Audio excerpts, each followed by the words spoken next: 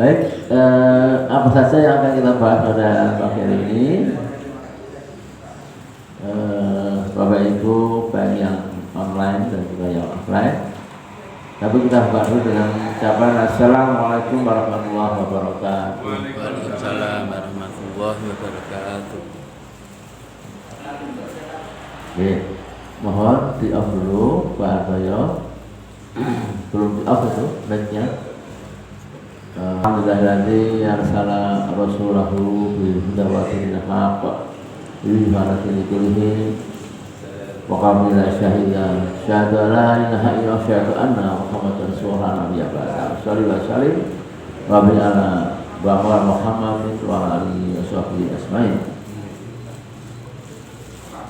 Hari ini judulnya meneruskan meneruskan jadi bab 150. Cuman ada permintaan dari jamaah kalau bisa hari besar Islam ada peringatan ya. Ini Mas Latif gimana teman-teman Mas Latif dan mengurus ada permintaan dari jamaah kalau bisa hari besar Islam selingnya peringatan. Maksudnya seperti ini Isra Mi'raj ya. Nah, apakah tapi terlalu apa minggu depan juga boleh Isra Mi'raj. Artinya kita melihat itu permintaan dari jamaah itu untuk mengenang perjuangan Nabi Muhammad SAW dalam menjalankan Isra Mi'raj itu. Kemudian apa hikmahnya untuk kekinian itu pentingnya. Arti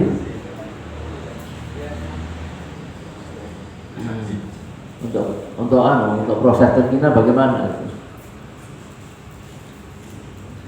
Yaitu itu usulan dari jamaah. Monggo kalau saya pekan depan mengadakan Isra Mi'raj mengambil rumah dan melangkah perbaikan ibadah kekinian ya, mungkin perlu Mas Latif dan pengurus lain untuk dipertimbangkan ya. Meskipun ya nggak ngundang apa Ustadz karena biar ringan cukup makan saja untuk kita dari kita ya. Baik, apa saja yang kita bahas hari ini? Jual ayat murah. Nah ini perlu terangkan, jangan campur adukan antara hak dan batil ya. Kemudian munafikum tidak sama antara lisan dan perbuatan ya. Minta pertolongan pada Allah ya, dengan sabar, sholat dan puasa. Itu maksudnya. Maksudnya apa? Jadi jual ayat murah yang tafsirnya orang menjual ayat murah itu gini. Pernah kita bahas di sini ya, di mana banyak mubalek ustadz kiai yang kesohor itu ya, dia pasang tarif ya, tarif. Jadi kalau saya harus ke Medan, maka saya dengan istri, dengan anak, dengan asudan paling tidak 4 orang ya. Pesawatnya minta yang VIP itu apa ya, VIP. Hotelnya yang bintang 5 ya. Kemudian pengganti transport dan lain kira-kira 50 juta ya. Itu mahal nggak kira-kira Bu? Mahal, Ibu? Mahal nggak? Mahal ya? Itu lampunya Mas Ardi, lampunya kok nggak nyala tuh lampu itu? Lampu memang mati? Lampunya. Nah, mahal? Mahal ya? Mahal. Mendingan manggil ya Mbah Yai, Ustadz gratis ya. Masih ada Ustadz gratis. Ya. Ini dimensinya tafsir ini gimana? Murah ayatnya. Karena dalam pikiran, dalam benak mereka, hati mereka itu hanya dunia. Itu murah sekali. Dunia itu nggak ada harganya dibanding akhirat.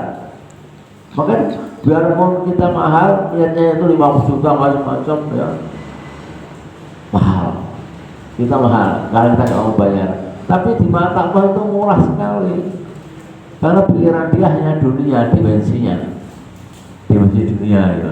Nggak pernah berpikiran bagaimana nanti akhiratnya itu. Semua pertanggungjawaban itu. Kamu guru hafal Quran tapi bocor ayatku, ya, bocor ayatku. Sehingga kalau kamu dipanggil umat itu mahalnya bukan main di mata umat ya. Kamu nggak pernah memikirkan kehidupan akhiratmu, ya. Katanya di sana sini glamor ya. Ada kiai yang sengaja berpolitik sehingga aku mau tampil kalau aku dikirimi mobil super mewah. Ada nggak? Pak Taib ada nggak gitu? Ada. Ini betul-betul menjual ayat Allah, masya Allah. Agama dieksploitasi, ya, untuk kepentingan dunia bukan akhirat, masya Allah. Itulah ya, jadi murah. Kemudian jangan campurkan adukkan antara hak dan batil, ya. Jadi sifat Nabi Muhammad itu yang tulus, ikhlas, lemah lembut, ya, tidak pernah marah, gitu. Tapi disalah tafsirkan oleh sebagian orang-orang di masa lalu, yaitu orang kafir dan orang munafik. Munafikun berarti tidak sama antara lisan dan perbuatan dan minta pertolongan pada Allah dengan sabar, sholat dan puasa. Ya, kalau kita minta pada Allah ya harus sabar, ya, sabar, sholat dan puasa. Kemudian yang lain, nikmat Yahudi melebihi umat lain, ya. Kiamat tiba ada sisaan, ada pula syafaat. Ya ini ya, ya, kiamat tiba. Dan kita semua akan merasakan kiamat itu. Ibu-ibu semuanya yang online dan offline, semua manusia akan merasakan dahsyatnya kiamat, ya, termasuk kita semua yang ada di sini. Hanya ada dimensi yang membedakan. Bagi orang iman, kedahsyatan itu adalah fenomena yang tidak pernah dilihat sebelumnya, tapi kita Allah lindungi, ya, Allah lindungi. Orang-orang beriman itu dilindungi, dahsyatnya luar biasa. Tapi orang-orang yang non-Islam, orang-orang yang munafik, ya, itu mengerikan, ya, mengerikan, ya, mengerikan, ya. Ya, ini ya, coba lihat ya. Kemudian apa yang kita sampaikan, ya, ya, menjual dan menukar ayat Al-Quran dengan murah, maksudnya sekedar mengejar kesenangan dunia, sedang akhirat lebih mulia dan kekal. Kalau kita mau tahu, ini masalahnya gitu ya. Yang kedua, jangan campur adukkan antara yang hak dengan yang batil. Maksudnya terhadap ciri dan sifat Muhammad jangan dipalsukan. Sedangkan engkau tahu bahwa Muhammad itu begini ya, tapi disalah tafsirkan. Di zaman modern ini mencampur adukan itu tidak hanya sekedar ciri Nabi Muhammad, tapi juga Quran ini sudah tahu paham ayatnya tidak boleh begini begitu, tapi oleh sebagian masyarakat dicampur adukan, ya, antara hak dan yang batil itu campur adukan. Jadi kalau kita sudah paham, tiap Sabtu kita ngaji, maka kita dipahamkan bahwa jangan saja mencampurkan hak dan batil. Contohnya apa dalam kehidupan sehari-hari? Hak dan batil. Ya. Nah, misalnya sesuatu yang diperintahkan Allah dan Rasul, ya, itu untuk bersedekah misalnya. Sedekah itu kan sesuatu yang mulia. Tapi ada sebagian masyarakat mau bersedekah kalau difoto, di selfie, diumumkan, ya, wajahnya dimunculkan, kemudian jumlahnya disebutkan. Ini sudah hak dan batil campur aduk. atau pola ibadah yang tanpa ilmu itu juga bisa jadi, ya.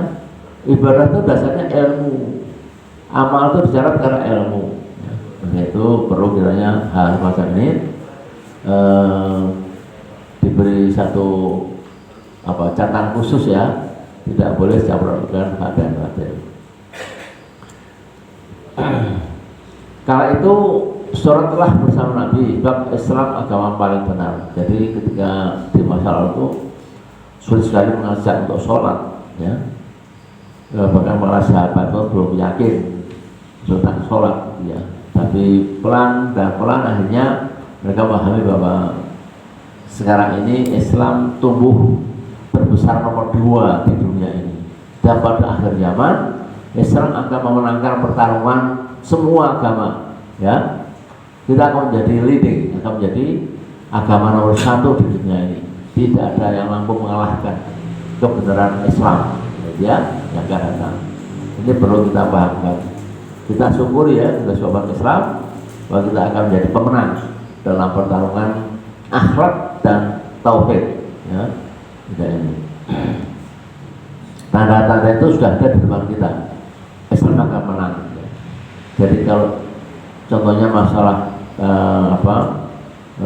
urusan dunia, ya, sekarang pilpres sana sini kok karuan, gitu. Kalau orang beriman melihatnya itu hal kecil, orang beriman melihatnya pilpres itu kecil, ya. Mau dimenangkan siapa saja, apa saja, bagaimana caranya, itu urusan dunia, ya. Tapi Allah lah yang akan menjadi penguasa dunia dan akhirat, ya. Jadi kita ingin segala sesuatunya itu kita hanya pada Quran dan hadis. Jangan sampai kecewa kalau yang kita dukung, kita alurkan ternyata kalah. Itu urusan dunia, ya. Kalah tidak apa-apa, urusan dunia. Yang penting kita mampu menjawab seluruh pertanyaan malaikat di alam barzakh, itu yang penting, ya. Yang penting itu, ya. Ya, kayak kita lihat, ya, nggak banyak ini kok. Munafikun, ya, di zaman Nabi banyak orang munafik yang selalu baik lesannya di depan Nabi, tapi perbuatannya sangat buruk dan sangat mengganggu Muhammad dan seluruh tujuan Islam, ya. Tidak sama antara lesan dengan perbuatannya. Jika dia tidak menepati, jika bicara bohong, jika diberi amanah, khianat. Ini salah satu jadi khianat salah satu munafikun ketika di zaman Nabi, ya, ya. Kemudian pertolongan Allah, ya. Apa saja syaratnya? Barang siapa yang butuh pertolongan Allah dengan 3 syarat: sholat, puasa, dan sabar, ya. Ini, ya. Ya, ada bisobri wa sholat, ya, ya Pak Kiai Diman, ya, dalam Al-Baqarah, sobri wa sholat dan sabar, ya, puasa, ya. Ini kalau mau minta Allah, ya. Sekarang bicara Bani Israel. Kira-kira kalau saya bertanya pada jamaah, kira-kira Bani Israel itu kenikmatannya luar biasa, dilebihkan daripada kaum yang lain. Ibu paham gak kira-kira kenikmatan apa Bani Israel ini yang dilebihkan daripada kaum yang lain? Apa saja kenikmatannya? Apa? Kenikmatannya apa? Bani Israel itu dilebihkan segalanya oleh kaum yang lain. Di antaranya apa? Di antaranya misalnya banyak sekali, ya, mungkin banyak sekali nikmat Allah yang daripada penduduk umum lainnya, ya. Pertama, dibebaskan dari cengkeraman Fir'aun, ya, ketika Musa membawa dia malam-malam puluhan ribu Bani Israil itu selamatkan, karena semua anak laki-laki dibunuh oleh Fir'aun. Jadi keturunan Bani Israil itu habis karena dibunuh oleh Fir'aun. Ya. Kemudian nyebrang ke laut, dia selamat, ya. Ini kan selamatkan. Ini kan luar biasa nih. Dialirkan 200 mata air sesuai sukunya. Suku Bani Israil itu ada 12. Maka ketika turun perintah Allah, pukulkan tongkatmu ke batu itu, muncullah 12 mata air untuk coba suku dan lain-lain. Nah, kira-kira ringkasan Mubayyin ayat 41 sampai 50 ya. Kita akan diskusi panjang lebar, tentu saling give and take ya. Jadi saya sebagai narasumber belum tentu semuanya benar karena saya sudah manusia biasa. Khusus untuk Bu Ida ada ya? Bu Ida ada. Oh ya, yang pekan lalu kurang jelas saya jawab di kultum ya. Biasanya gitu kalau kurang jelas menyangkut banyak dalil saya lengkapi di kultumnya, karena di sini nggak mungkin, waktunya pendek. Demikian Ibu Bapak sekalian, jamaah rahmatullah, baik yang online dan offline, kita ringkas hari ini. Saya silahkan dari moderator untuk menyampaikan hikmahnya lebih dalam, baik yang offline dan online bisa sama-sama menanyakan atau berdiskusi. Wassalamualaikum warahmatullahi wabarakatuh.